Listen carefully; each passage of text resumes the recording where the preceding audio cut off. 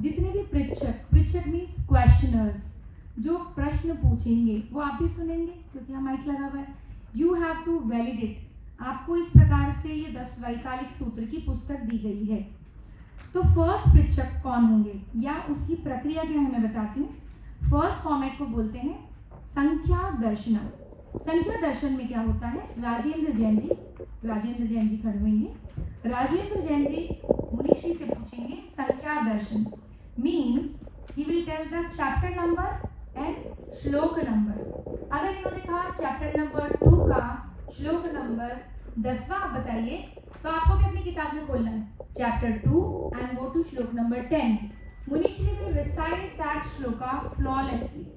तो ये हुआ first format. The second format is called as Shlok Darshanam. ये करेंगे विवेक वैद्यनाथन जी। अब ये क्या करेंगे, ये आपके आगम अवधान की बुक है, ये पुस्तक को खोलेंगे। सी आप ही की जैसे ऑडियंस है, they are no experts but they are just like you audience. खोल के ये कोई भी एक पाद बोलेंगे। फॉर एग्जाम्पल मैंने इसको खोला और मेरे सामने जो भी पाद आ रहा है, नमुक्कारेण परित्ता करित्ता इतना बोल दिया मैंने, आगे का मुनिश्री पूरा करेंगे। ठीक है, सो दिस इज श्लोक दर्शनम। देन थर्ड इज पाद दर्शनम, ये मैं करूंगी। इसके अंदर आई विल रिसाइट अ पाद और अ श्लोक जिसका Munishri will tell the chapter number and the shloka number and the pada number. पाद का मतलब होता है एक श्लोक में 4 होते हैं ना, कॉमा लगी हुई होती है, first second third and fourth. तो ही विल टेल ये थर्ड वाला है, मतलब तीसरा पाद है या दूसरा पाद है। चैप्टर 2 है, उसका 11वां श्लोक है, उसका तीसरा पाद है। अंडरस्टूड?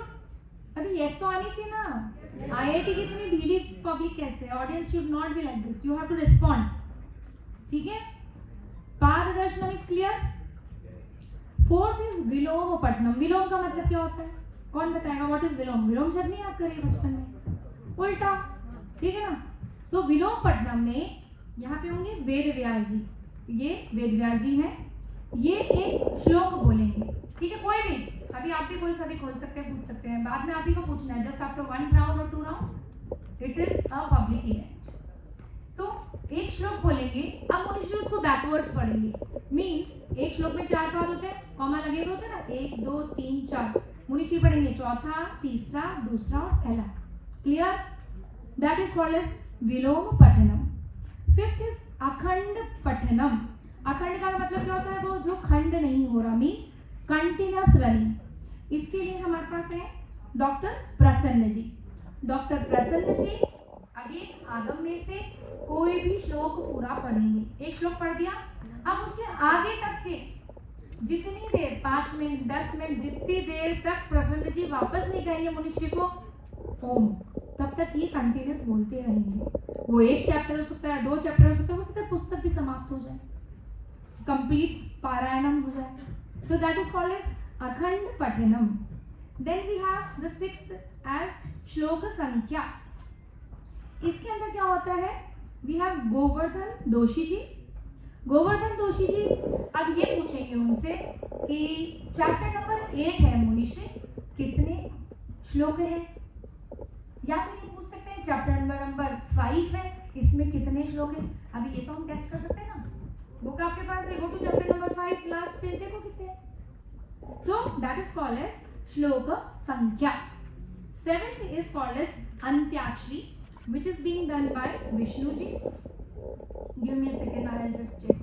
अंत्याक्षरी में विष्णु will recite any श्लोक, कोई भी, not from आगम, बट गीता का हो सकता है, संस्कृत का हो सकता है, उसका जो अंत अक्षर आया, जैसे म आया, ते आया, उ आया, उससे इसमें कोई श्लोक होगा 10 वैकल्पिक सूत्र में, वो मुनिश्री पठन करेंगे या गान करेंगे। देखिए कितनी interesting. And avadhan is not a boring activity, it is an art form। जैसे हम डांस देखते हैं, म्यूजिक देखते हैं, उसी प्रकार से हमारी बुद्धि को, हमारी चित्त शक्ति को जगाने की प्रक्रिया है। And the last part is called as aprastut prasang. जो लोग कल थे उन्होंने देखा होगा, we had doctor Uma Maheshwaran जो खुद अवधानी है, उन्होंने अप्रस्तुत प्रसंग का मतलब था द एंटरटेनर। आप लोग बोर नहीं हो ना, और मुनिश्री का ध्यान भंग करने के लिए हमारे पास रहेगा अप्रस्तुत प्रसंग। अब ये कोई भी बात पूछ सकते हैं, और मुनिश्री जैसे ही याद कर रहे हैं कि चौथे चैप्टर का दूसरा पार्ट को। Thank you so much, ma'am, for explaining everything so well. We now arrive at the most awaited moment, the live performance of Agam Avdhana. This is where scholarship meets practice, and the words of the scriptures come alive through memory, focus, and devotion. We are honored to witness this performance by Shri Dr. Abhijit Kumar Muniji. So let me introduce him. He holds a PhD in English with research on the doctrines of gods in Jainism. He has engaged with global leaders, including His Holiness the Dalai Lama, Dr. APJ Abdul Kalam, and Dr. Daniel Goleman. He has authored books such as Elevate, Experience the Real High, and Living Legend Muni Mahendra Kumar, and translated important Jain scriptures into English. Currently, he is pursuing the highly rigorous Shruta Dharana course, a hallmark of scriptural mastery in the Therapanth tradition. Let us open our hearts and minds as we experience the living tradition of Agam Avdhana. May I now request Muniji to lead us from here on.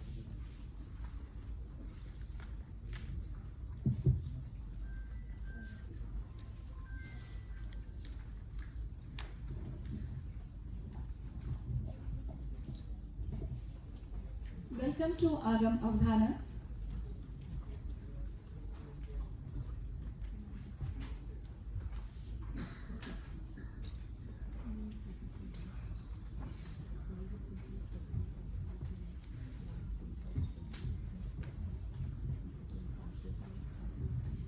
आगम अवधान प्रारंभ करने से पहले हम मुनिश्री जी की अनुमति लेंगे। मुनिश्री, क्या हम आगम अवधान प्रारंभ कर सकते हैं? ओम। मुनिश्री की अनुमति से हम आगम अवधान प्रारंभ कर रहे हैं। प्रथम चरण में एक एक करके अलग अलग जो हमने फॉर्मेट्स 8 विधाएं आपको बताई है, उनमें एक एक प्रश्न पूछा जाएगा। सर्वप्रथम हम प्रारंभ करेंगे प्रसन्न जी से, राजेंद्र जी से, जो संख्या दर्शन पर प्रश्न करेंगे।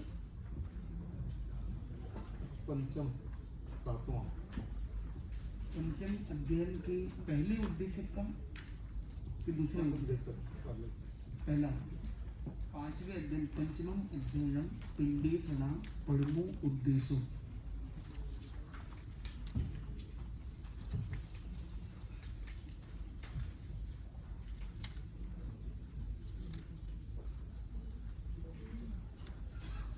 तमुहा तेन न गच्छिज्जा संजये सुसमाहिये सै अन्नेन मग्गेन जयनेव परक्कमि।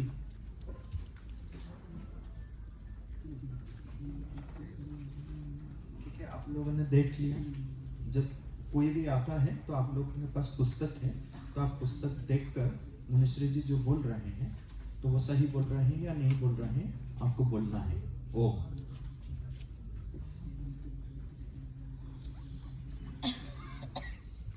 इंगालम छार्यम राशिम तुष राशिम च गोमयम ससरक्षेहिम पायेहिम संजवो तम न अपकमे। ये पंचम अध्ययन की पहले उद्देश्य का सातवां भाग। All of you can just check, open chapter 5, first Kadmo Deshtak means first Uddeshyak, and 7th Shloka was asked. You can all tell it. The second format is Shloka Darshanam, which is by Vivek Vaidyanathan ji. ये पाद बोलेंगे। पाद means any श्लोक का कोई भी एक पाद, उसके आगे मुनिश्री पूरा उसको रिसाइट करेंगे। मुनिश्री जी, जैसे संन्यास कोई लेते हैं तो मुंडन करवाना पड़ता है। मेरे जैसे व्यक्ति अगर संन्यास लेता है तो मुंडन की आवश्यकता है? कितनी अच्छी बात है कि संपदानंद जी अब संन्यास की ओर आगे बढ़ रहे हैं, और इनकी जीवन की साधना ऐसी है, इनकी संपत्ति क्या है, संपत्ति है आनंद है, और इसलिए इन्होंने 90% मुंडन की को आवश्यकता नहीं है, और इसलिए आप मोस्ट एलिजिबल हैं। और आप मन बना लीजिए, आगम अवधान के बाद दीक्षा महोत्सव का भी तैयारी कर लें। धन्यवाद। बहुम परगरे अत्थि। बहुम परगरे अत्थि।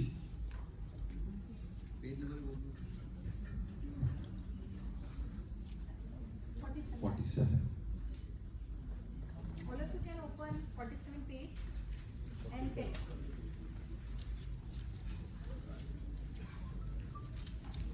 बूम पर गरी अर्थी त्रियंबा पुरुषमं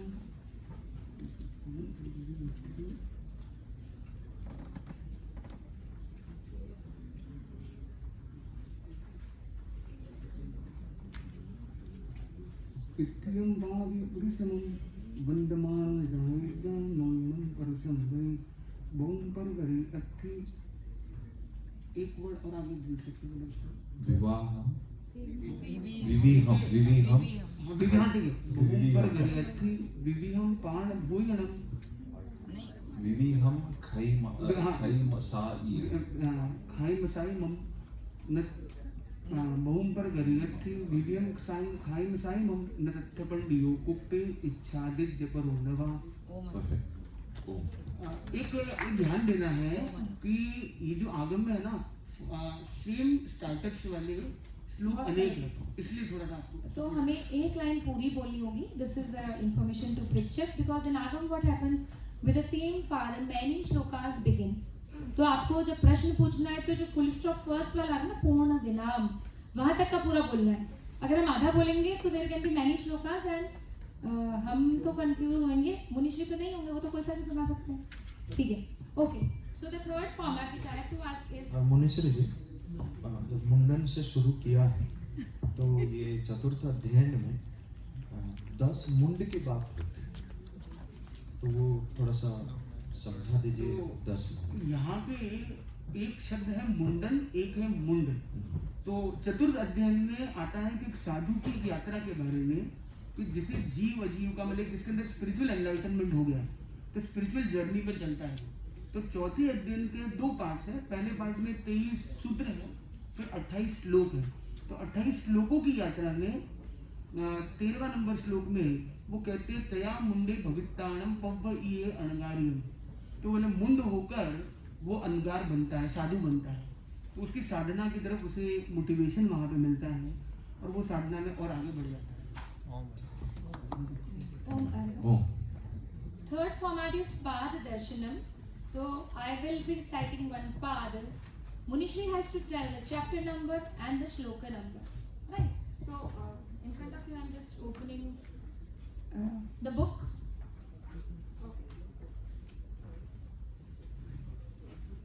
एम ए समना मुत्ता जे लोए संति साहुना विहंगमा व फुफ्फेसु दान भत्ते सने रया।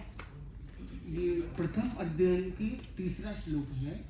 पढ़मम अध्ययनम दुमुपुफ्फिया का तीसरा श्लोक है ए बे ए समणा मुत्ता जे लोए संति साहुनो विहंगमा व फुफ्फेसु दान भत्ते सने रया। All of you can just open first chapter, third श्लोक। राइट, तो हमने बताया, मुनिश्री ने उसका चैप्टर एंड श्लोक संख्या बताया। द फोर्थ फॉर्मेट इज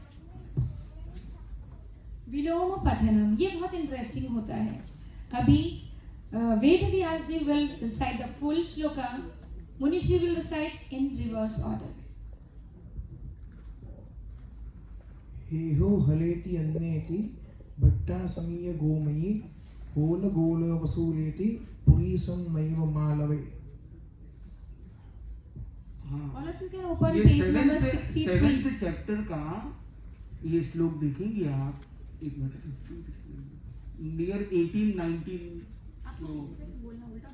हाँ बोलना रिवर्स बोल। 7th page chapter 63। एक बार वापस उधर रिपीट करिए। हाँ, ये स्पष्टता से वापस पुनः बोलेंगे। हेहो हलेति अन्नेति भट्टा समीय गोमये होल गोल वसूलेति पुरीसं नैव मालवे।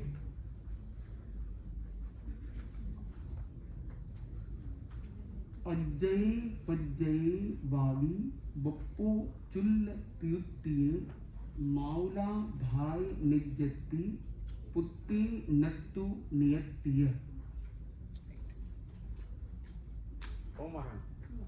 तो इसी क्रम में हम और भी उसको ले सकते हैं। और बोलिए। ये अक्षरशः विलोम अक्षर से विलोम पठनम किया है। Good, let's clap for that. हमने नॉट जस्ट विलोम पठन किया है, मुनीश्री ने अक्षर से किया, नॉट विथ शब्द, मीन्स रिवर्स ऑर्डर में उन्होंने अक्षरों को पढ़ा है. Next format will be akhand पठनम.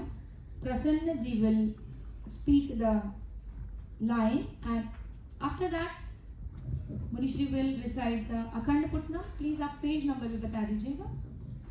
पहले परमम अध्ययनम दुमुपुफिया की पहले से लेकर के You just have to read it. अच्छा। आपको ना पेज नंबर बताना है ठीक है। और कोई भी एक श्लोक बोलना है.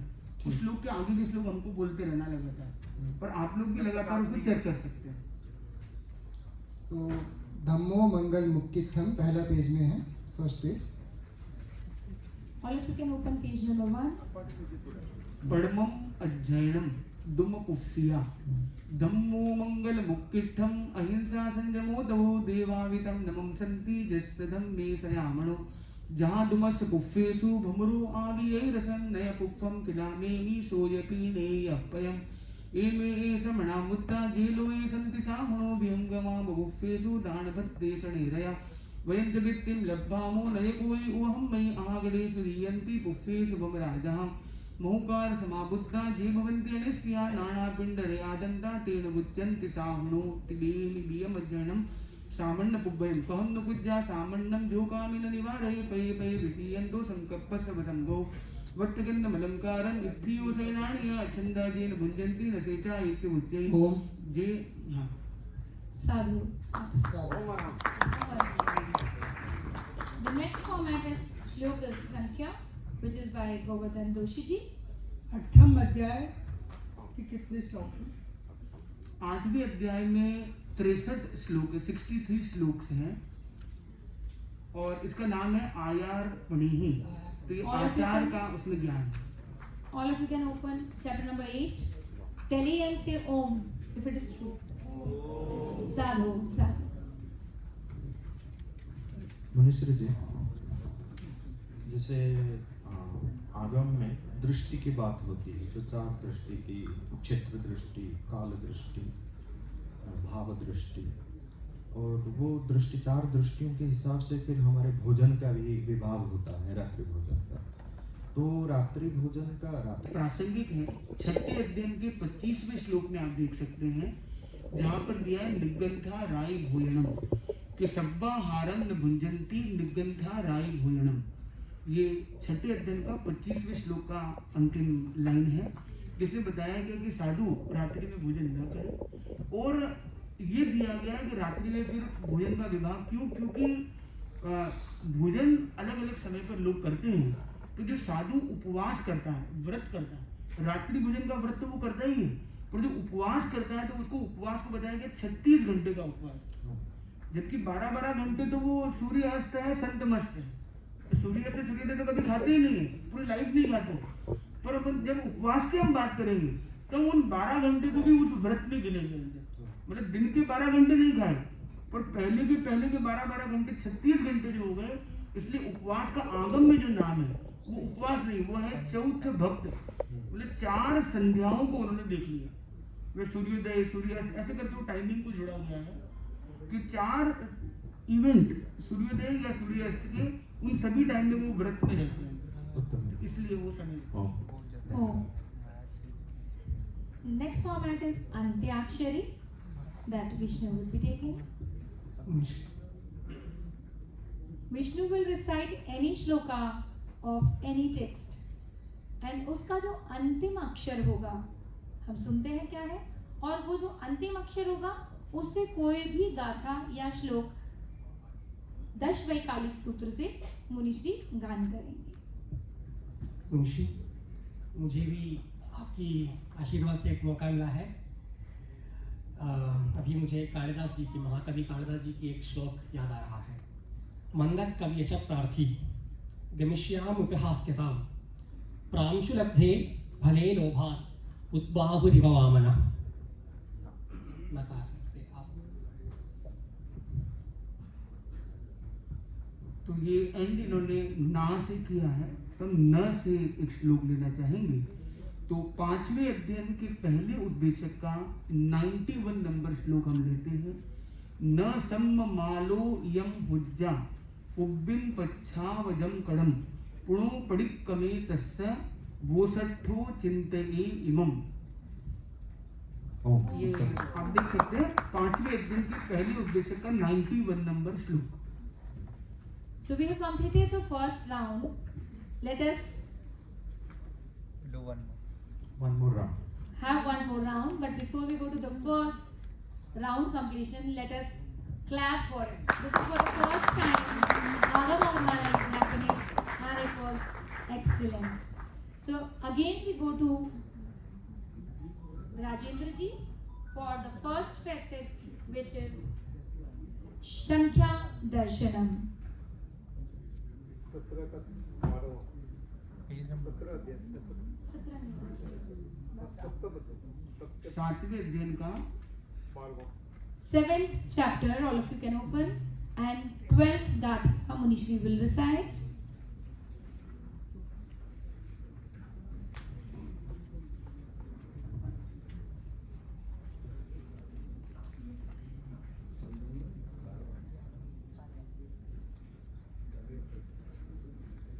सातवें अध्याय का 12वां श्लोक।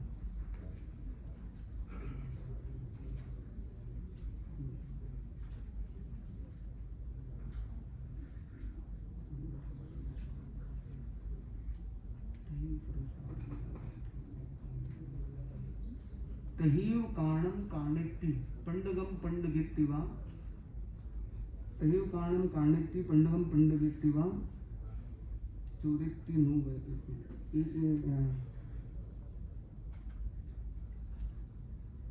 वाह्यम वा विरोगेत्ति तेडम चोरित्ति नो वे।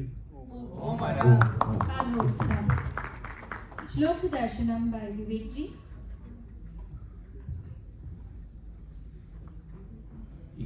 मुनिश्री जी, आप जैसे यहाँ तो संख्या दर्शन हो गया, श्लोक दर्शन होता है, आप आज आते वक्त क्या दर्शन करके आए? हम आत्म दर्शन करते जा रहे हैं। उत्तम। और हम ये देख रहे IIT के कैंपस में अध्यात्म का दर्शन हो रहा था, जहाँ सभी प्रकृति से प्रेम के साथ आगे बढ़ रहे थे। यहाँ धुआं, प्रदूषण, गाड़ी घोड़ा, आवाज कुछ नहीं। उत्तम। शांति और एक नीरव और एक आत्मा को नीरज तक, मोक्ष तक पहुंचाने का वातावरण है।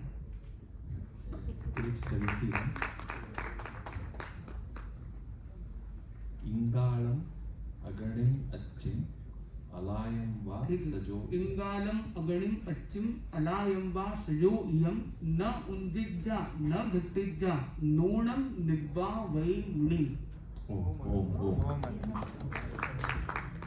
Sadhu. The third prakriya is Pada Darshanam. I will be speaking a Pada and Munishri will tell the chapter number and the shloka sankhya. All of you can open 26 page number.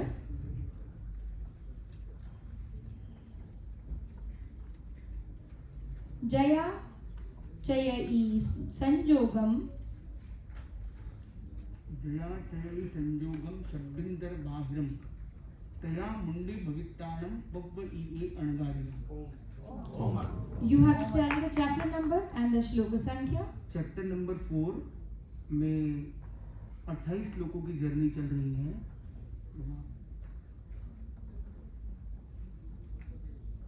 18 number श्लोक है। Excellent. Om Adham. और The next- आपकी अच्छी tuning है। आपने भी मुंड वाले में श्लोक पूछा था, मुंड के बारे में, तो मुंड के ऊपर ही श्लोक है। Astu. The next format is Viloma Pathanam, which Vedvyas will ask. अच्छा मुनिश्री जी, अब मुंड की बात आई है तो जैसे 10 मुंड की बात होती है तो उसमें होता है कि क्रोध भी एक मुंड होता है, क्रोध को त्यागना पड़ता है। लोभ भी एक मुंड होता है। मद मात्सर्य जैसे षड्रिप होते हैं, एक एक मुंड होते हैं। तो आपने कौन से मुंड को मुंड से मुंडन किया संन्यास लेते वक्त? तो इसलिए हम उस साधना की तरफ आगे बढ़ रहे हैं कि केश का मुंडन हो जाए भले, अगर क्लेश का मुंडन ना हो तो क्या। उत्तम।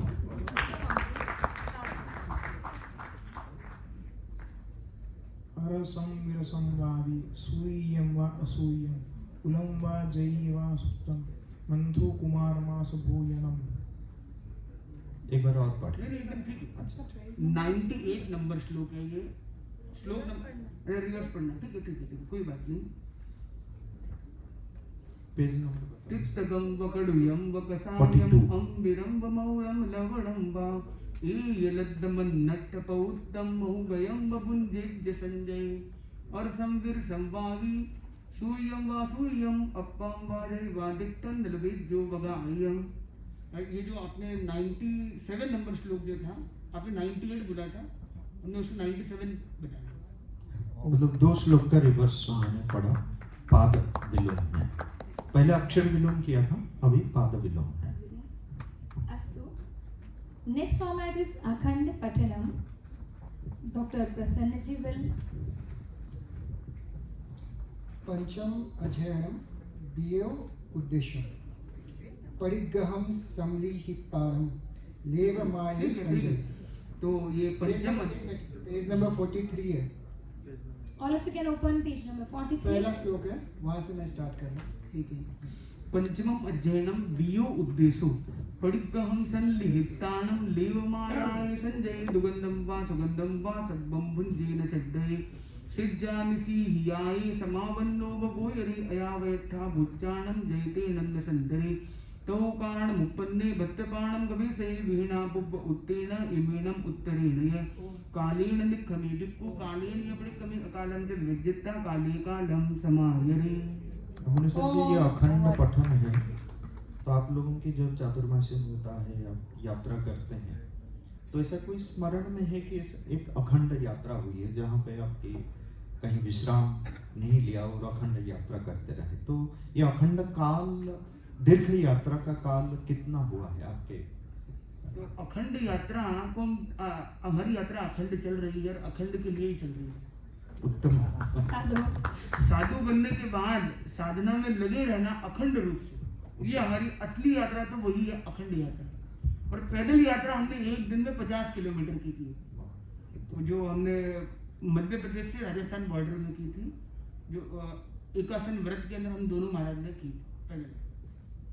साधु। The next would be श्लोक संख्या by गोवर्धन दोषी जी। छठे अध्याय में कितने श्लोक हैं? ठीक है, छठे अध्याय में 68 श्लोक हैं और छठे अध्याय का नाम है महायार कहा। छठम अध्याय में महायार का मतलब साधु के आचार के बारे में विस्तार से वर्णन। 68 श्लोक। साधु साधु। The next format is again Antyakshari by Vishnu. He'll recite any shloka and from the last alphabet of the shlok, Munishi will recite a shloka from the Agam, which is Dashvaikarik Sutra. मुनिषी नमस्ते।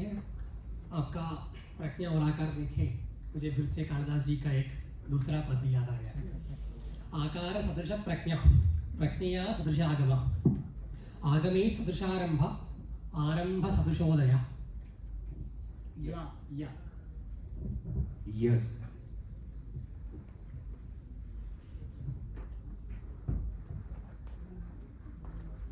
क्योंकि ये या से and हो रहा है तो हम उसको आ से मान लेते हैं।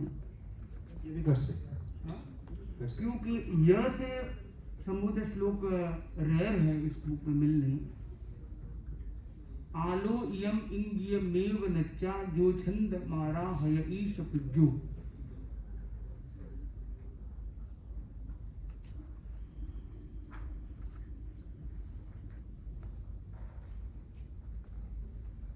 ये 9वें अध्ययन का तीसरे उद्देश्य का ये सूत्र है।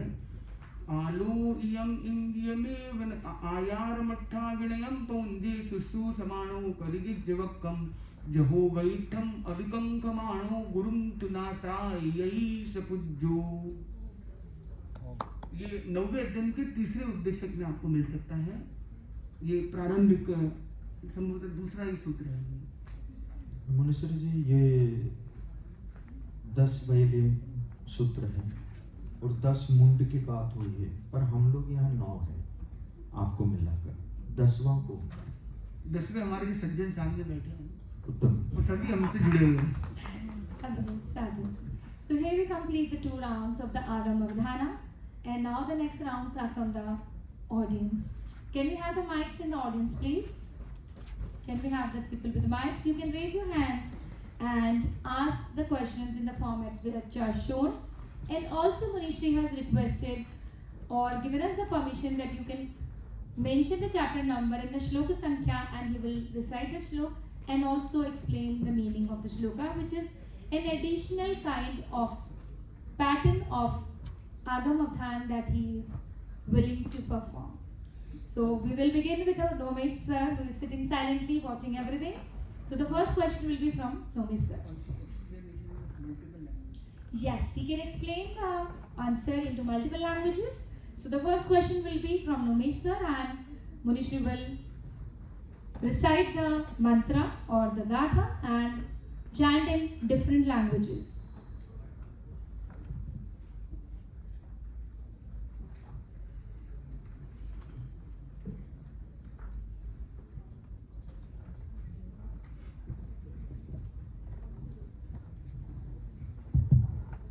प्रणाम मुनिश्री।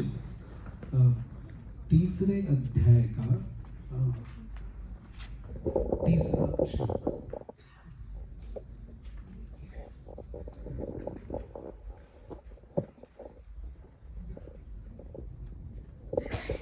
सन्निहि घीहि मत्तेय राय पिंडे किमिच्छये संबाहना दंत पहोयनाय संपुच्छना देह फलोयनाय। Munishri, the meaning and explanation in different languages for the shloka. So 3.3, third chapter. So in this stanza, in this couplet from the Jain Agam Sutra, Dashvikadik Sutra, the third chapter, where the chapter's name is Shullikaachar Katha, means the conduct of a sadhu is very short. And here 54 types of anachar, what a muni should not do, are given. And in this third shloka, a few anachars are mentioned. Sannihim chana kubbijja.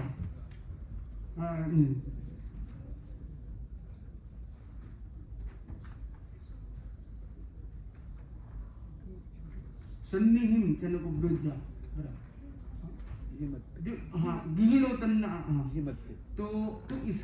so here the different types of anachar are mentioned that sadhu should not have. The sadhu should not have any cleanings for looking beautiful. So he should not do any such functions for beautifying him.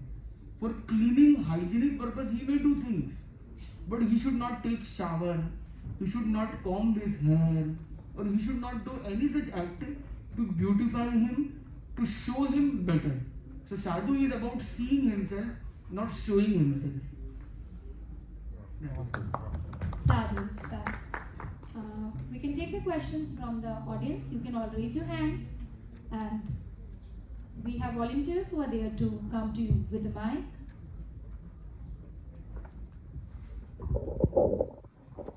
नमस्कार मोदी जी, मैं आधा श्लोक बोलूंगी, आप आधा पूरा कर लीजिएगा। अगुति बम्बे चेरस इथियो यावी संकलन। ठीक है, अगुत्ती बम्बे, पेज नंबर बता देते सब लोग चेक कर सकेंगे। ये चैप्टर नंबर 6 में है। हाँ जी। और 6 के सेकंड लास्ट पेज एंडिंग में है। ये 6 चैप्टर खत्म होने वाला है, मतलब वहाँ पे 1-2 पन्ने बाकी है। ठीक है, आप पेज नंबर बता दीजिए तो बाकी सब लोग भी चेक कर सकेंगे। पेज नंबर 58 चैप्टर 6 में आपने फर्स्ट वर्ड बोला अगुत्ती बम्ब चेरस इथियो यावी संकटम कुशील वड्डनम ठाणम दूरवो परिवज्य।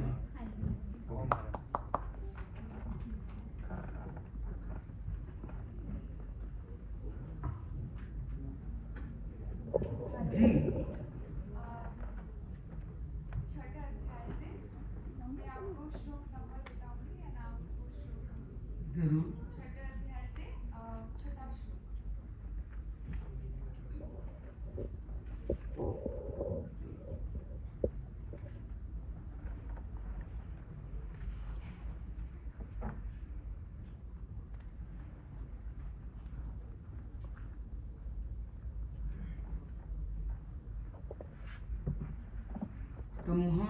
इच्छामो वक्षामो, एक मिनट, वो 7th का 6th श्लोक है।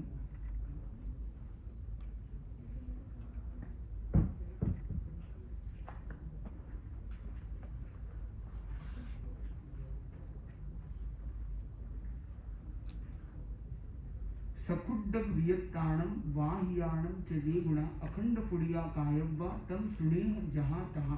और एडिशनल एक साथ में इसका मीनिंग भी हम कर लेते हैं। एक बार वापस हम श्लोक को रिपीट करेंगे। अब आप रिपीट कीजिए श्लोक। सकुड्डग वियत्ताणम वाह्याणम च जे गुणा अखंड पुड़िया कायव्वा तम सुनेह जहां तहां। ठीक है, तो जरूरत होने पर आपको रिपीट हो सकता है, जरूरत बोलने की पड़ सकती है। सो दिस श्लोक ऑफ द 6th श्लोक from the 6th chapter shares with us about the Mahachar Katha. Earlier we were discussing about Shullik Achar, which the sadhus achar in very short. There we were discussing about the don'ts, what not to do. Now here in the 6th chapter, it explains us what to do. So what is sadhu asked to do? Sakuddag viyattanam vahyanam च जे गुणा अखंड पुड़िया कायव्वा तम सुनेह जहां तहां। तो sadhu should speak akhand. He should live the life of akhand, as akhand was introduced by Samkadanand ji also. Yes, very good. Sadhu. The next question, and I'm happy girls are also asking questions today. So all the questions are from the girls' side. What are men doing? नमस्ते मुंशी, मैं एक श्लोक का एक पाद बोलूंगी, आपको वो श्लोक पूरा करना है और ये कौन से अध्याय में है और श्लोक संख्या क्या है ये बताना है। जाई मनता इमे रुखा। जाय मनता इमे रुखा।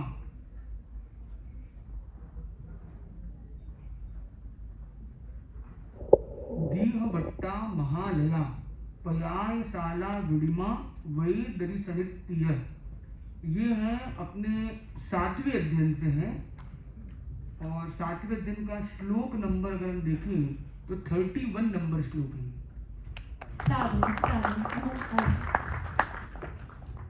So the next question, all of you can be the Aprastut Prastham also, the entertainer. Munishwari जी, अभी ये सुरभि जी ने बोला कि अब लड़कियां पूछ रही हैं, महिलाएं पूछ रही हैं, तो पुरुष लोग क्या कर रहे हैं, इसके ऊपर कुछ आप राय देंगे? तैयार हो रहे हैं, उन्होंने वो कोटेशन मांगी हुई है लेडीज फर्स्ट, इसलिए उन्हें पहला मौका दिया गया है। और भाई लोग किसी से कम नहीं है, और आप स्टेज पर देखिए 7 भाई 1 बहन है। और कहते हैं नारी सब पर भारी, इसलिए सब हो जाते हैं उसके आभारी। नमस्कार स्वामी जी, मेरे जैसे प्रिय भैया ने कालिदास के श्लोक बोले थे। मैं अपने गुरु विष्णुगुप्त के एक श्लोक को आपसे पूछना चाहता हूँ। ना निर्मिता के ना दृष्टपूर्व ना श्रुते हेमामी कुरत की तथापि तृष्णा रघुनंदस्य विनाश काले विपरीत बुद्धि। बुद्धि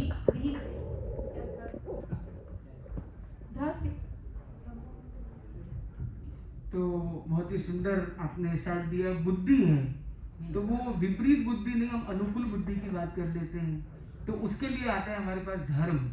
धम्मो मंगल मुक्तिम अहिंसा संयमोतो देवावितम नमम संति दस्त धम्मे सयामणो। ये 1.1 है, पहले अध्ययन का पहला ही श्लोक है। गुरुजी अच्छा होगा आप इसका मतलब भी बता दें। बिना धम्मो मंगल का श्लोक का, हाँ श्लोक का, यस यस। सो अब हम इसको अलग लैंग्वेज में लेते हैं, गुजराती में हम थोड़ी बात करेंगे। तो हाँ पहले हिंदी, तो पहले हम हिंदी में करेंगे, फिर उसको गुजराती में भी कनेक्ट करेंगे हम। तो धम्मो मंगल मुक्तिम अहिंसा संयमोतो, ये जितने जैन मुनिराज होते हैं तो सामान्यतः उनके प्रवचन का एक बेसिक बिंदु होता है, ये श्लोक को लेकर वो एक्सप्लेनेशन करते हैं। और ये एक ऐसा श्लोक है जो मल्टी कल्चर या मल्टीपल धर्म को कनेक्ट करता है, क्योंकि ये धर्म की परिभाषा बताता है कि धर्म जैन धर्म, बौद्ध धर्म, हिंदू धर्म, सनातन धर्म, मुस्लिम, ये धर्म, अलग अलग धर्म नहीं। बड़ा आदमी कंफ्यूज हो जाता है कि धर्म सही कौन सा है भाई। अच्छा कौन सा, बुरा कौन सा, सही गलत, अलग अलग भेदभाव है, इन सबको मिटाने वाला ये श्लोक है। ये कहता है धम्मो मंगल मुक्तितम, धर्म मंगल है, धर्म उत्कृष्ट है। कोई भी धर्म ले लो, धर्म क्या है? मंगल है, धर्म उत्कृष्ट है। धम्मो मंगल मुक्तितम, जिसके अंदर अहिंसा, संयम और तप, ये तीन एलिमेंट जिसमें मिल जाए, जिसमें हिंसा की बात करें वो धर्म नहीं, जिसके अंदर तपस्या और त्याग की बात ना हो, भोग करने की बात हो, वो धर्म नहीं है। तो जिसके अंदर भी अहिंसा और संयम साधना की बात ना हो तो वो धर्म नहीं है। तो जिसमें भी अहिंसा, संयम और तप, ये तीन चीजें मिल जाएगी, वो धर्म उत्कृष्ट धर्म है, वही धर्म मंगल धर्म है। उसका नाम कोई भी लगा दिया, लेबल ठप्पा कोई भी हो, इसके अंदर ये क्वालिटी होनी चाहिए। और उसको देवता भी उसको नमस्कार करते हैं, जिसका मन सदा धर्म में रहता है। तो जे पण जे मानस एवो હોય, જે સાધક એવો હોય, જે અહિંસા, સંયમ અને તપને જીવે છે, એને દેવતા બી આગળ આવીને એને નમન કરે છે, જેનો મન આત્મા ધર્મમાં લાગેલી હોય। साधु साधु ओम ओम। मुनिश्री जी, मैं तो अप्रस्तुत प्रसंग हूँ। आप प्रस्तुत हैं? नहीं, मैं अप्रस्तुत प्रसंग हूँ, पर आप ऐसा कुछ विशेष प्रसंग प्रस्तुत करना चाहेंगे क्या? तो हम एक स्टोरी आपको शेयर करना चाहेंगे, और जो हमारे इस आगम से भी कनेक्ट होती है। पडिमं पडिवज्जिया मसाणी नो भाय भय भीरवाइन दिस्स विविह गुण तवो रई नित्यम न शरीरम चाविकम खई जेस भिक्खु। तो ये सब भिक्खु नाम का 10वां अध्ययन सब भिक्खु में ये श्लोक उपलब्ध होता है। और इस श्लोक के अंदर जो बताया गया कि साधु ऐसी साधना करता है कि स्मशान में भी रात बिताता है, और उसको कई तरह की टॉर्चर या टॉर्मेंट्स आते हैं, डिफिकल्टीज, चैलेंजेस आती है, फिर वो संभाव में रहता है। तो वैसा ही कुछ हमारा भी एक प्रसंग बना, पर टॉर्चर नहीं हुई, अच्छी बात ये। पर हमने भी स्मशान के वहां पे रात बिताई। संयोग से हम लोग विहार करके जा रहे थे, हमारे बड़े महाराज जो आगम के मर्मज्ञ थे, आगम मनीषी प्रोफेसर मुनि महेंद्र कुमार जी स्वामी, तो 80s की एज थी, लंबे विहार नहीं हो सकते हैं, जगह देखी हुई नहीं, और जहाँ पहुंचे बोले यही स्मशान है। और स्मशान के वहीं पे रात को रुकना, और वहां पे सन्नाटा है, कोई गांव जंगल की तरह है, जंगल भी है पर आत्मा का मंगल उसमें जरूर रहा। और हमने ये फील किया कि जो शरीर छोड़ के जो आत्माएं चली गई वो भी कोई वहां पे भटक नहीं रही थी, कोई अटकी हुई नहीं थी, सब आगे बढ़ चुकी, किसी ने कोई प्रॉब्लम क्रिएट नहीं। धन्यवाद अप्रस्तुत प्रसंग के कहने पर इस विशेष प्रसंग को प्रस्तुत करने के लिए। The next questions, all of you can raise your hands. नमस्कार मुनि जी, जैसे भगवद गीता में एक श्लोक है, अहम वैश्वा नरो भूत्वा प्राणिना देहमाश्रितः प्राणापान समायुक्तः पचाम्यन्नं चतुर्विधम्। उसी के तौर पे वैसे आप कुछ और श्लोक बता सकते हो इस जो आपकी खंड? बिल्कुल, आपने जो श्लोक बोला उसका अर्थ आप जानते हैं? हाँ, जो हम जो कि खाने की समय बोलते हैं, हाँ, भोजन करते हैं, ग्रहण करते हैं, आप बता दीजिए। बराबर है। तो यहाँ पे आपने जैसे भोजन के बारे में बताया, तो हम ये आगम सूत्र में भी देखते हैं पंचमम अध्ययनम, उसका नाम एक है पिंडेशना, पिंड की ऐसना करना। मतलब साधु की जो गोचरी के लिए ये पूरा अध्ययन उसी पर समर्पित है। लगभग biggest chapter in the book is on the gochari part, वो गोचरी के बारे में ही है। और इसमें यहाँ पे बताया गया है कि गोचरी करते करते करते लास्ट में जो है, जब वो खाना लेके आ जाए और साधु गोचरी में लेके आया, कुछ कड़वा आ गया, मान लो आपने ककड़ी बनाई, वो ककड़ी कड़वी निकल गई, आपने ककड़ी की सब्जी बनाई तो सब्जी कड़वी हो गई, बादाम बनाया बादाम भी कड़वे निकल गए। तो साधु को क्या करना है, उसको भी संभाव से ग्रहण करना है। तो इस पर है 97 नंबर श्लोक, अगर आप चाहे तो देख सकते हैं। चैप्टर 5 का पार्ट 1 का 97 नंबर श्लोक। तिक्तगम व कड़ुयम व कसायम अम्बिरम व महुरम लवणम वा एयलद्दमन्नट्ठ पौत्तम महुगयम व भुंजिज्ज संजय। तो साधु के लिए कहा गया महुगयम, मधु मतलब शहद की तरह, और गयम मतलब घृत, घी की तरह। जैसे स्वीट के अंदर मध को, ठीक है, साधु ले न ले वो एक अलग बात है, तो एग्जाम्पल जो दिया गया जैसे हनी है, उसे मीठा क्या होगा और घी से ज्यादा गरिष्ठ या विशिष्ट क्या होगा। तो उस तरह से उसे लेना है कि रस भले उसका कोई भी हो, तिक्त तीखा बहुत हो जाए, कड़वा हो जाए, अम्बिल वाले एकदम बहुत आम्लता बहुत हो, ऐसे अलग अलग स्वाद की चीजें हो सकती है। साधु के आ जाए पात्रे में तो कहते हैं कि 1 2 3 जमवानो फ्री, 4 5 6 शाक भाजी मिक्स, 7 8 9 हमेशा रहवानो फाइन, और 10 11 12 गम्मे क्या उपड़े मिल।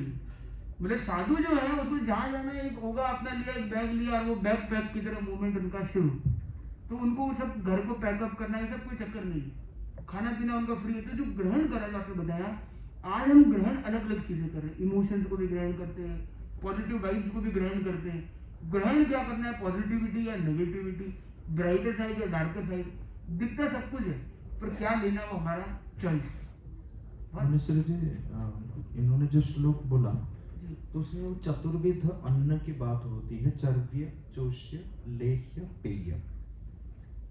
चर्व्य मतलब जिसको चबाना है, चोष्य चूसना है, लेह्य को लिक करना है, पेय पीना है। तो ये 4 प्रकार की विधाओं से मुनि लोग कुछ 5वां वाला भोजन करते हैं क्या?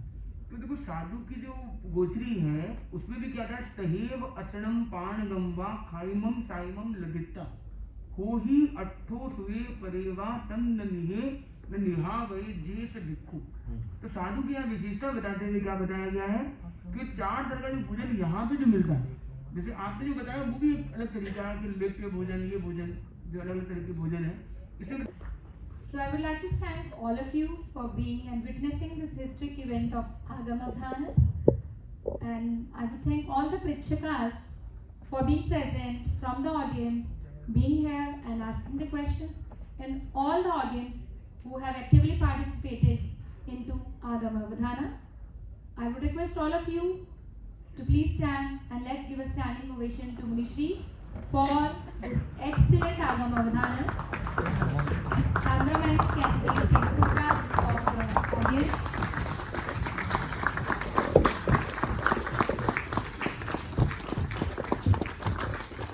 ये समर्पित है हमारे गुरुदेव परम पूज्य आचार्य महाश्रमण जी, जो अपने हर प्रवचन की शुरुआत आगम से करते हैं। उन्हीं की प्रेरणा थी और हमारे प्रोफेसर संपदानंद जी और सुरभि जी भगत जो भगत है अपने आप में, तो वो दर्शनार्थ पहुंचे थे।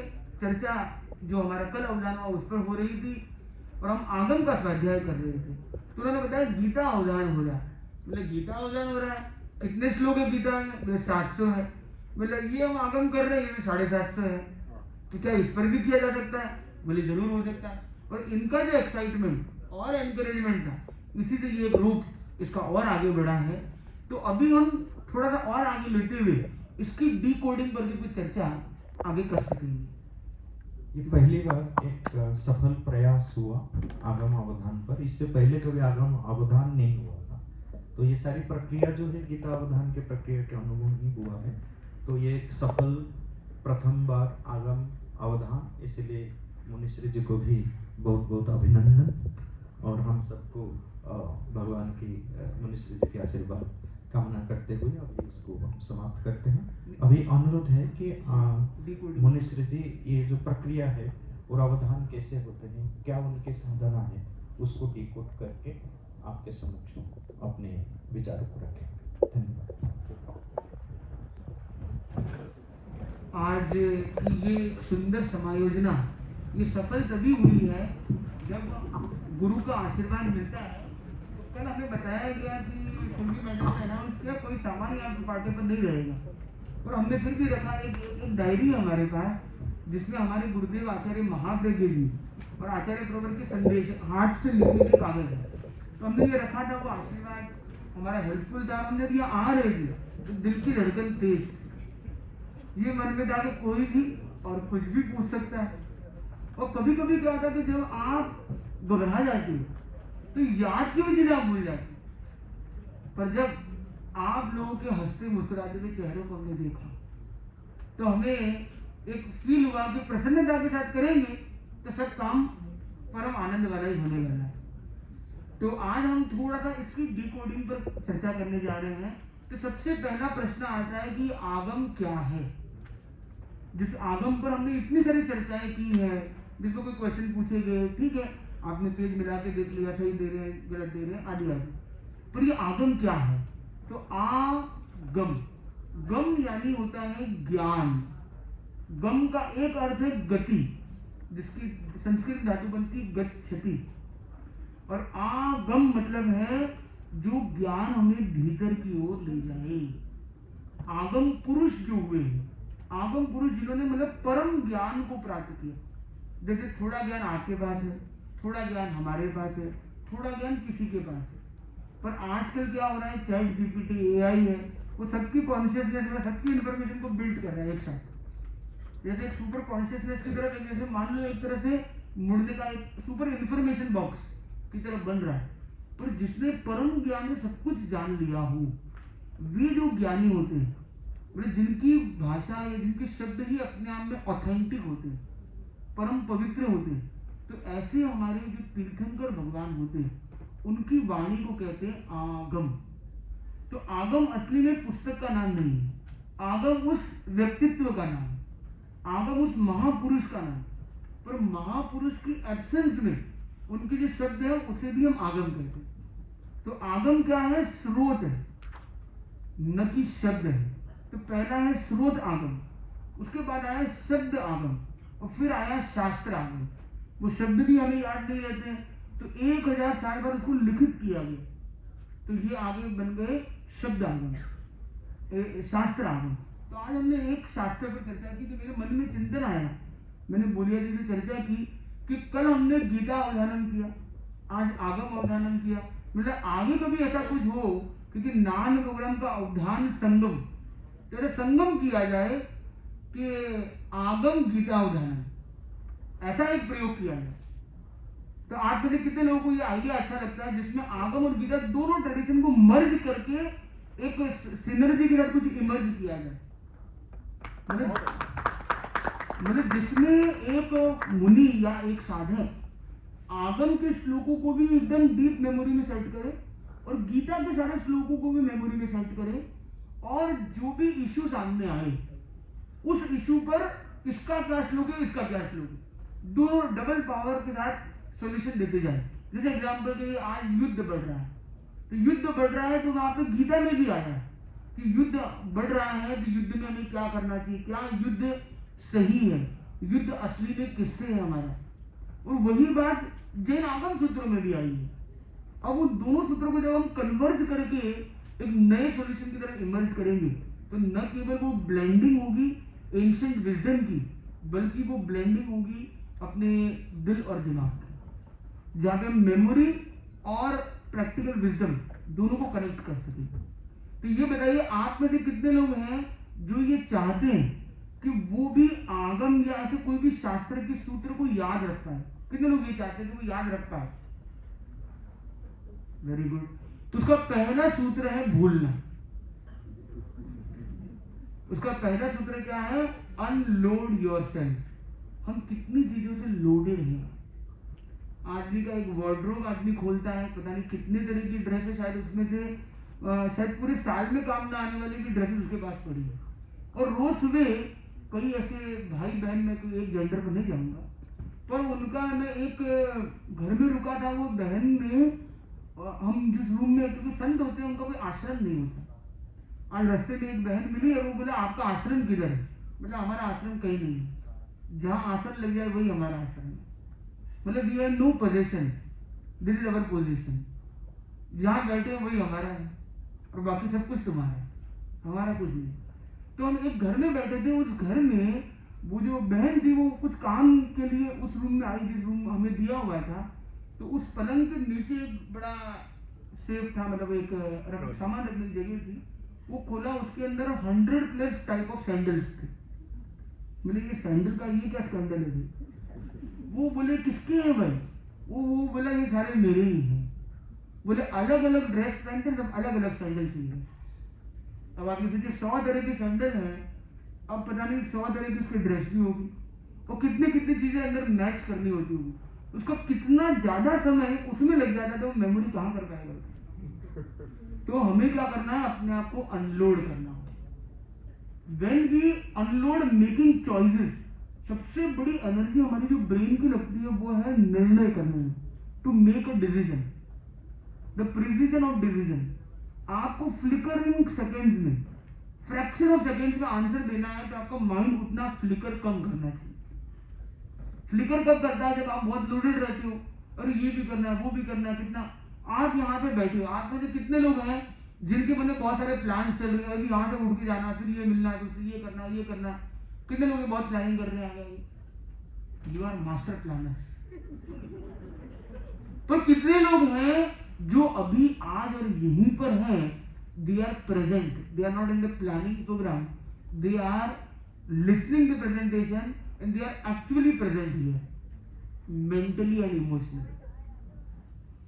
तो इंपॉर्टेंट है, जब भी हमें याद करना है तो हमें पहला काम क्या करना है, अनलोड करना है। दूसरा क्या करना है, प्रेजेंट रहना है। जो भी लाइफ में हो रहा है, the harsh most episode of the life, be present.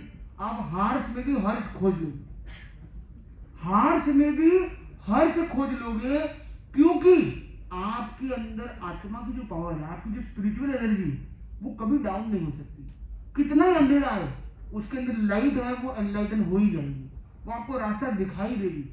कहते ना कि सारी उम्मीदें खो जाती है, वहां पर भी एक आशा की किरण आ ही जाती है।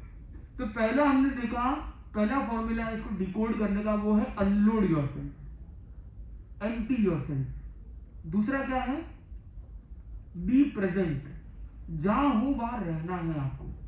और तीसरा और जो मेजर फॉर्मूला वो ये है कि उन शब्दों को मुंह पर बिठाना होगा। स्पेशली जब हम आगम या शास्त्र की बात करते हैं, उसमें बड़ा चैलेंज याद करना नहीं, बड़ा चैलेंज है सही याद करना, मतलब शुद्ध याद करना, शुद्ध उच्चारण करना। मतलब जो शुद्ध उच्चारण है उससे मीनिंग बदल जाती है। अजमेर गए या आज मर गए, ये दोनों का उच्चारण में थोड़ा सा ही फर्क है। केसर चाहिए या कैंसर चाहिए, थोड़ा सा ही अंतर। चिता या चिंता में एक बिंदी का ही फर्क है, वो सब कुछ बदल देती है। तो हमारा जो उच्चारण है, तो हमें क्या शब्दों को मुंह पर भी एक बिठाना पड़ता है।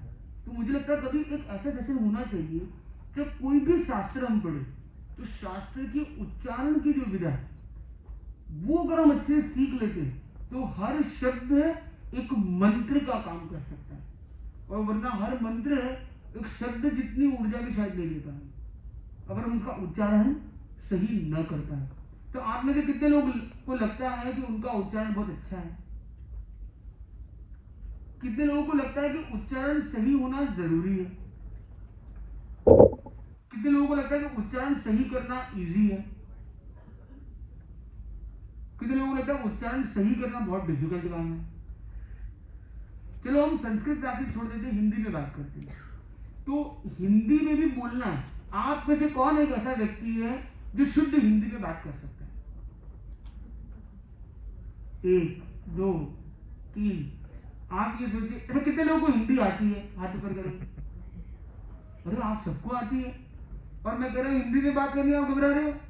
3-4 हाथ ही ऊपर हो रहे, ऐसा क्यों? क्योंकि हमने हिंदी में भी क्या कर दिया, इंटरमिक्स कर दिया है, सब कुछ मिक्स एंड मैच कर दिया है। हिंदी बोलते बोलते हमारे बीच में कुछ इंग्लिश शब्द आ जाते हैं, कभी कोई और लैंग्वेज आ जाती है, कभी इंग्लिश हो जाती है, वो कभी खिचड़ी हो जाती है। तो इम्पोर्टेंट है कि अगर हमारी मेमोरी पावर को हमें बढ़ाना है, तो चौथा एक प्रयोग हम कर सकते हैं कि एक धुन में रहना, एक धुन लगाना, क्योंकि हमें फोकस लगाना है, हमें अवधान करना है। तो हमने एक प्रयोग किया कि आज मैं पूरा दिन केवल हिंदी में बात करूंगा, पर भूल से भी एक भी इंग्लिश शब्द नहीं आना चाहिए। या एक पूरा दिन करना शायद डिफिकल्ट हो सकता है, चैलेंजिंग हो सकता है, क्योंकि देखो मैं भी इंग्लिश शब्द यूज में ले रहा हूं, पर आप 10 मिनट के लिए, 1 घंटे के लिए फैमिली में ऐसा एक राउंड करते हैं कि चलो सब फैमिली वाले सबको बोलना है, आज सबको खाली हिंदी में बोलना है या खाली इंग्लिश में बोलना है। तो कोई एक भाषा में भी जब फोकस रहना है, तो वो भी एक बहुत बड़ा स्किल है। तो हमने कुछ बातें आज हमने की हैं, और मैं चाहता हूं कि आप में से किसी के मन में कोई क्वेश्चन हो, आगम को लेकर, अवधान को लेकर, मेमोरी को लेकर, माइंड पावर को लेकर, इमोशनल बैलेंसिंग को लेकर या अनलोडिंग को लेकर, तो वो पूछ सकता है। हाँ जी, तो कोई ऐसा अरेंजमेंट रहे तो मैं एक क्वेश्चन आप स्टार्ट करें, मैं 1 मिनट का एक शॉर्ट ब्रेक लेता हूँ। 1 मिनट।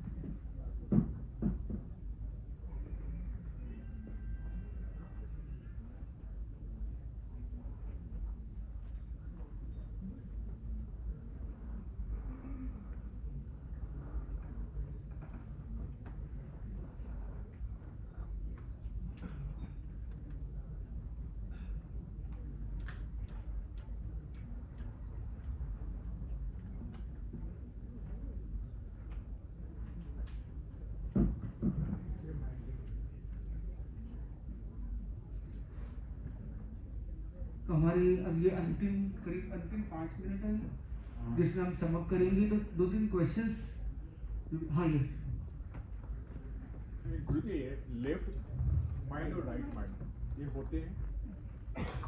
गुरुजी, हमारा क्वेश्चन है कि लेफ्ट माइंड और राइट माइंड भी होता है, परमानेंट मेमोरी और टेम्पोररी मेमोरी होते हैं, तो इसको हम लोग कैसे इंक्रीज करें?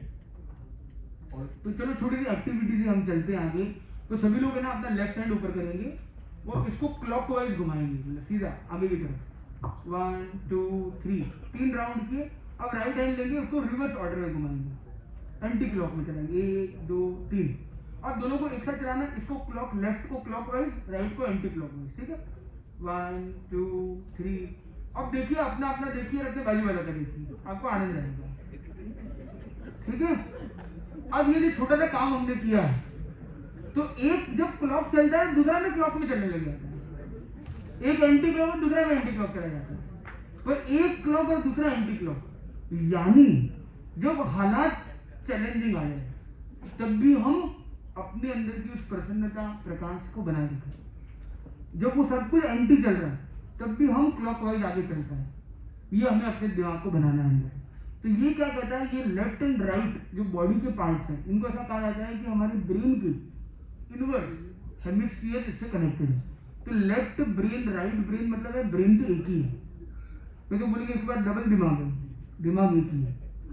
ये 2 दिमाग या 1.5 दिमाग, 1.25 दिमाग वो सब नहीं है, दिमाग एक ही है। उसके 2 हेमिस्फीयर है, 2 पार्ट्स हैं। जैसे पृथ्वी एक है, नॉर्थ हेमिस्फीयर साउथ हेमिस्फीयर, उसी तरह से। और इसको ऐसा कंडीशनिंग कही गई है कि एक लॉजिक और रीजनिंग पर बेस्ड है और एक इंट्यूशन और इन सेंटर्स को करता है। पर साइंस धीरे धीरे तरक्की की है तो वो एग्जैक्टली ऐसा नहीं रहा है, वो सब कुछ इंटरमिक्स हो चुका है एक्चुअली में।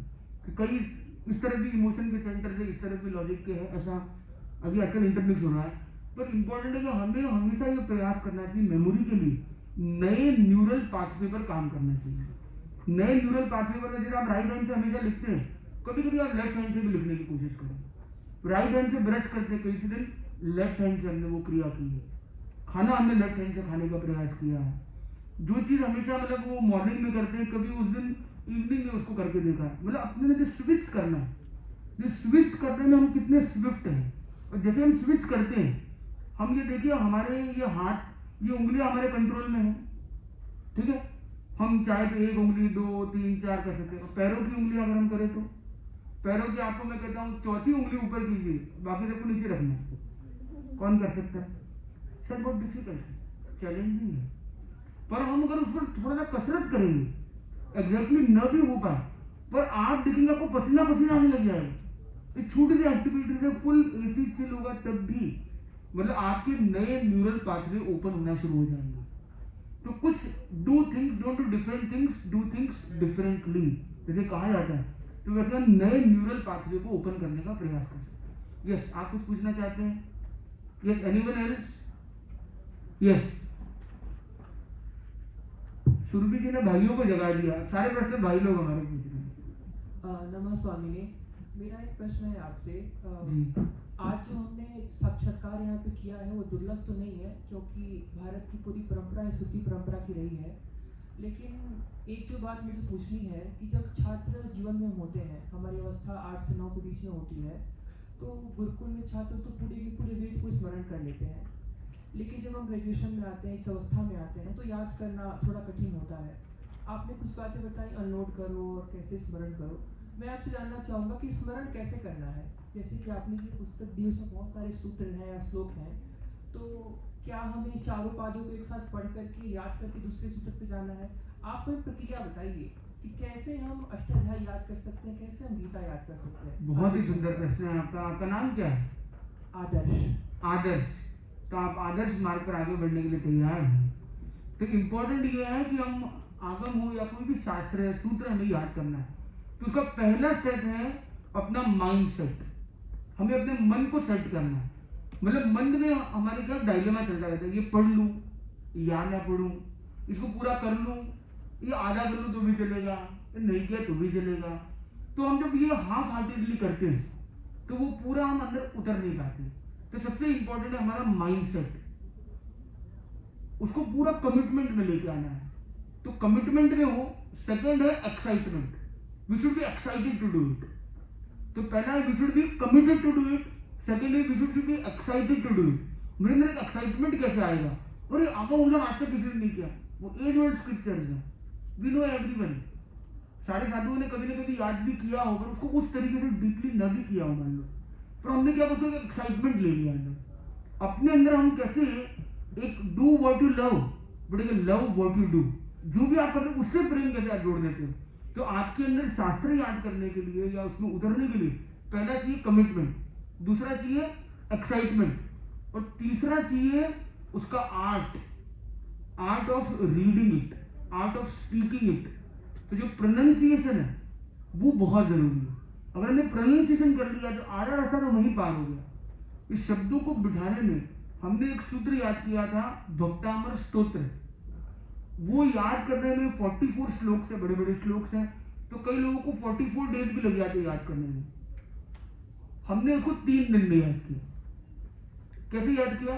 हमने उसका पहले क्या किया? उच्चारण किया, फिर उसका विजुअलाइजेशन, और तीसरा उसका मीनिंग। हमने 3 चीजें की, उसका उच्चारण सीखा पहले, उसका विजुअलाइजेशन किया, उसका मीनिंग में पेनिट्रेशन किया। तो हम रोज 1 घंटा लगा के वो करते थे। फिर जब हमने याद करना शुरू किया तो वो 3 दिन के अंदर याद हो गया और बहुत इजीली याद हो गया, जो आज तक माइंड के अंदर सेट है। तो हम अपनी लाइफ को आगे बढ़ाने के लिए कमिटमेंट प्लस एक्साइटमेंट प्लस उसका शुद्ध उच्चारण, उसका क्रिएटिव विजुअलाइजेशन और उसका मीनिंग वाइज पेनिट्रेशन करें तो वो आनंद देने वाला बन जाएगा। मतलब एक एक श्लोक जब हम पढ़ते हैं तो अंदर से एक वाइब्रेशन होती है, एक आनंद की, वो हमें मोटिवेट करती है कि जब और बढ़ते हैं और बढ़ते हैं। तो हमेशा हम जब भी कुछ भी करें तो लाइफ में कभी बोर वाली फीलिंग ना आए, मोर वाली फीलिंग आए। We will reconnect for more. अभी के लिए ओम अरहम।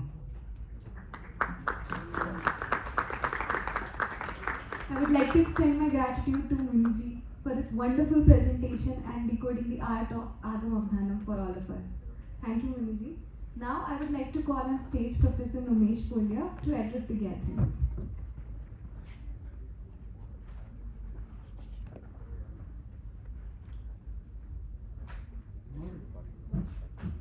नोमेश जी को बहुत बहुत साधुवाद।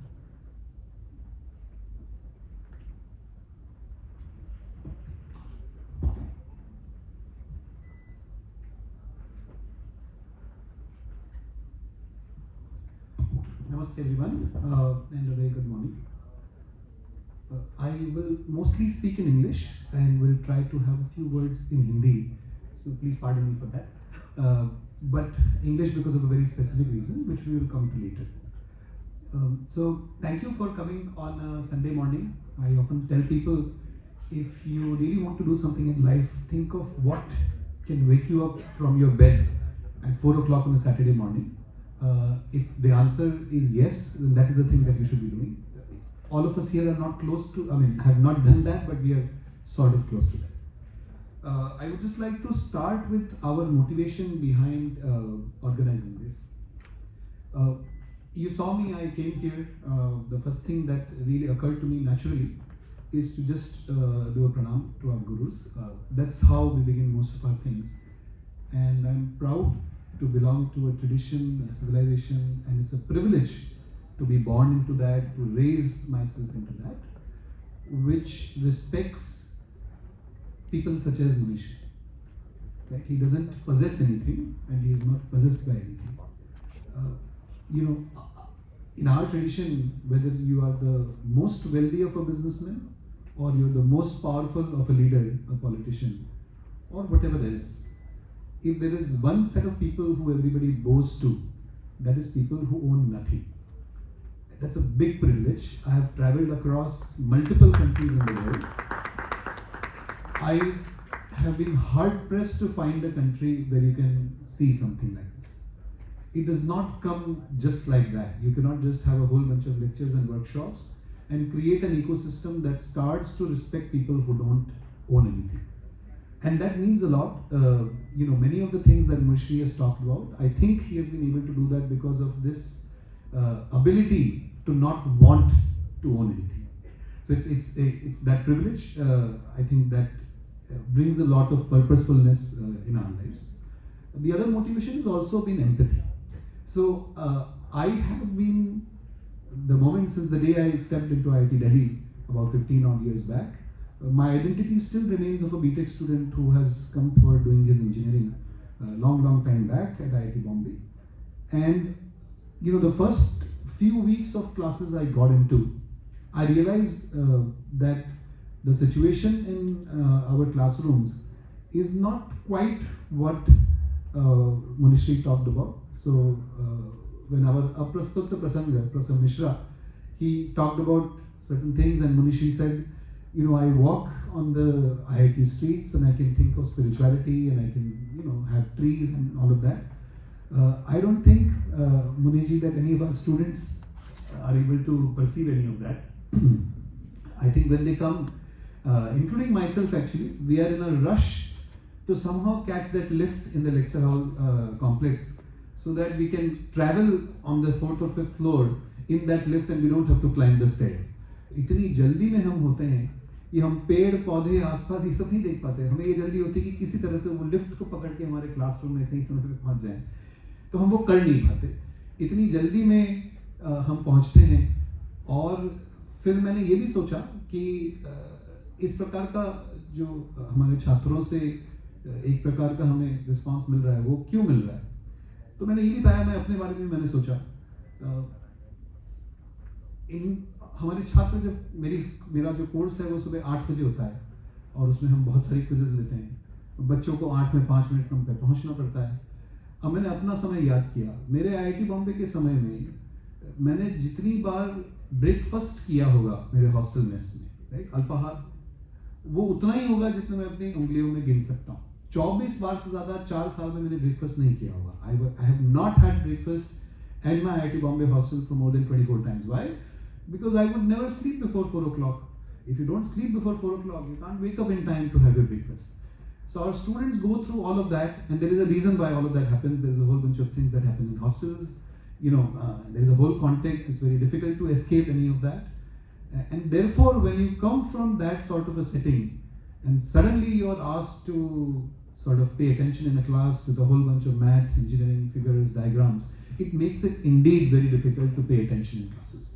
So these two things were going on in my mind when I joined as a faculty at IIT Delhi, which is that there is a tradition where we are privileged to be born into, and that probably can provide purpose to the entire world, and that there are, my students who I was very much like just a short while back, and they are having difficulty in just being able to do the very basic things they are mandated to and expected to do at IIT. And so, my journey started. I talked to a lot of people.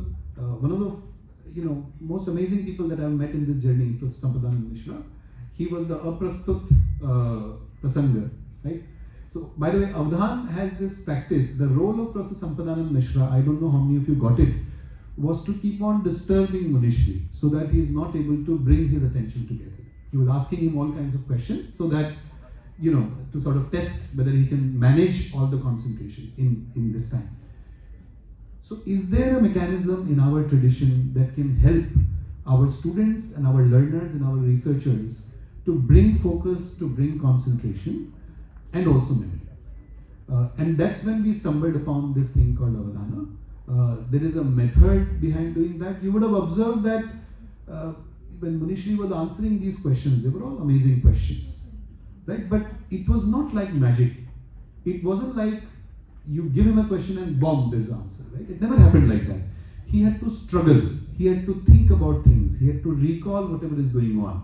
Which means this is no magic, no fraud, no nothing going on here. Right? He's just, there is a sadhana, there is a practice, and that is helping him doing all of that. So the idea was to first demonstrate to all of you what this can potentially do, and then talk about what all you can do using all of it, right? That's the basic idea behind getting this Avdhana. But what you can learn by practicing the art of Avdhana is not just concentration and memory, which are both, by the way, very, very important. As engineers, Munishri, right from my 11th standard, somehow it is, fit into our minds that memory is not important. याद तो वो लोग करते हैं जिनको समझ में नहीं आता है. जो समझ लेते हैं उनको तो केवल conceptually समझना है. ऐसा हमारे यहाँ पे माना जाता है. And then, the more I grow into, my research and all of that, I realized that memory has its own role.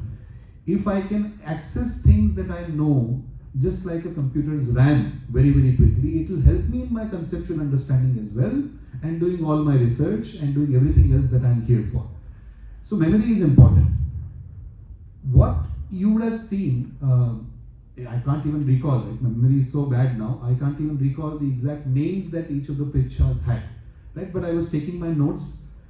So the first person did what is called Sankhya darshan, right? So you give a shlok and the chapter number and the shloka number, and then Munishri will recite that. The second person eventually did, half action, right? So you say some part of the shlok and he was completing that. The third person did the converse of the first person, which is recite the shlok, and then he had to give the number. The fourth person was, he said something and he had to, first aksharashaha reverse, meaning letter by letter there was a reversal, and then shabdashaha reverse, which is word by word there was a reversal, right? And then was akhand pathan. So somebody started from somewhere in this big text, and then he had to keep continuing, not just one or two shloks, but until he was stopped. And then there was, Shabda Sankhya. So not just the kind of memory where you remember the shloka and the corresponding the Sankhya, but also the number of shlokas in a particular chapter, right? And then there was Antyakshari. So some random shloka, and then wherever that ends, you start off the Agama shloka from there. So why I'm reciting all of this is I'm trying to tell you that this was not only some rote memorification of whatever is going on, right? He was also applying his memory for specific purposes. And that is exactly what you think you can do, I think you can do, and we can all do, if our memory becomes really good.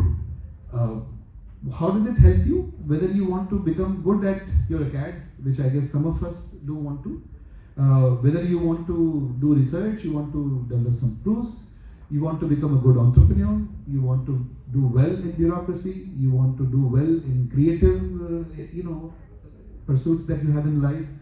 You just want to be happy. You just want to have a good life where you don't want to accumulate stress all the time. For all of these things, being able to concentrate, being able to have a good memory is extremely, extremely important. There are claims, and we will try to verify those claims using our research, that some of these things can also just help you have a good material health, just good physical health and good well-being. So there are multiple applications of this. What we will do for the rest of this session today after we break, or come back from the break, is we will first describe what are the different kind of avdhanas that exist in our tradition. And then there will be a workshop after that in the lunch where we will try to sort of not fully teach, maybe that is not possible in such a short time, but give you a glimpse of how you can also learn doing some of these things. So that is the whole idea. Please participate to the best extent possible.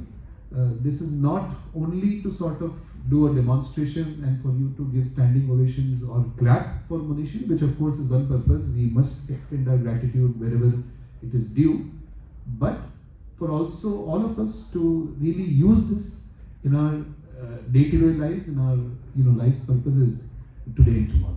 So please keep this in mind as we go forward for the rest of the day. I thought I should lay out this context so that we know what we are here for. Thank you very much.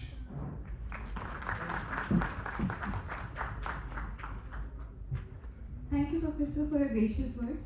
Now we have some announcements to be made by Subhina.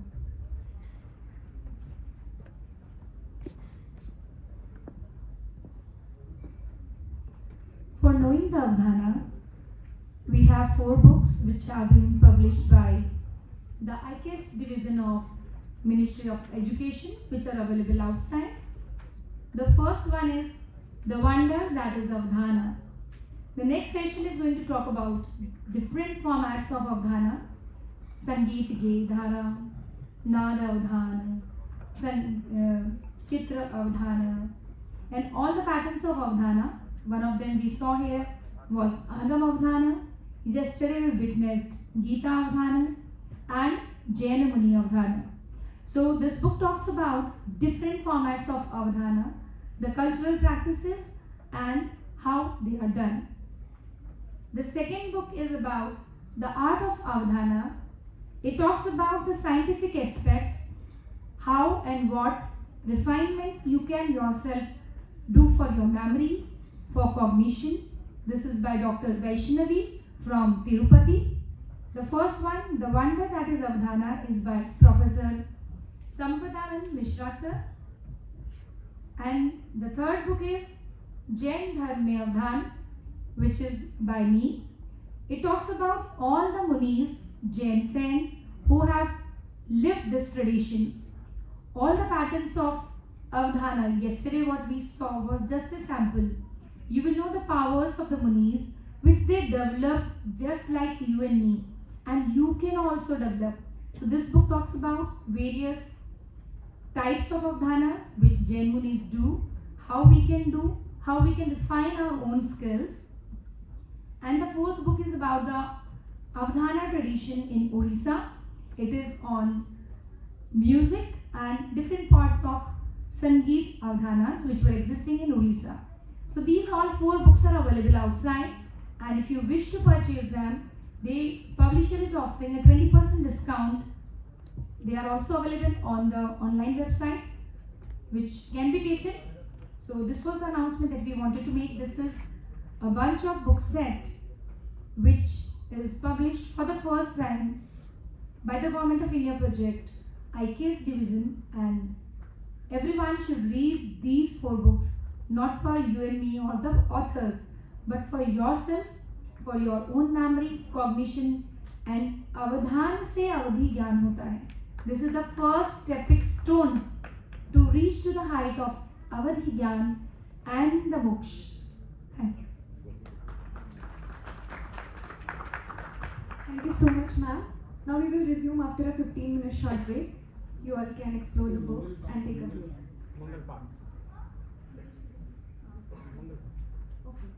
First we have Mangal Path recitation. And also the books that you have of our Agam Avdhana, you all can return it, drop it in the cardboard kept outside the foyer. Those who want to keep the book, they can keep it, or they can keep there also, replace them. So importantly, everybody can stand up, join their hands. It's an auspicious wishes for all of you, and recite after me. I am peaceful, powerful, purposeful.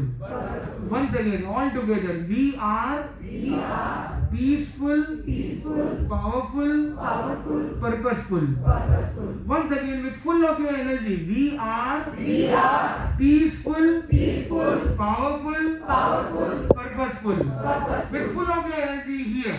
We are peaceful, powerful, purposeful. We are peaceful, powerful, purposeful. Wonderful.